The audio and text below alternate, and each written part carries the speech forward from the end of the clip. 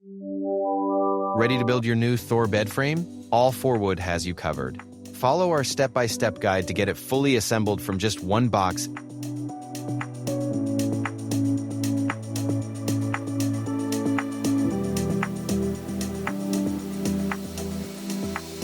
Step 1. Place the bed frame components where you plan to position the bed.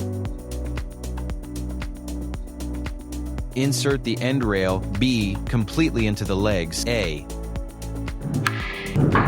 Step 2. Insert the side rail, C, completely into the leg, A. Step 3. Repeat step 2 for the other side rail, C, completely into the leg, A. Step 4. Insert the wooden wedges, 1, completely into the slots, and push firmly down onto the wedge underneath. Step 5. Assembly the support legs, E, into the support rail, D. Step 6. Insert the support rail, D, completely into the slots at the end rails. Step 7. Insert the wooden dowel, 2, into the pre-drilled holes.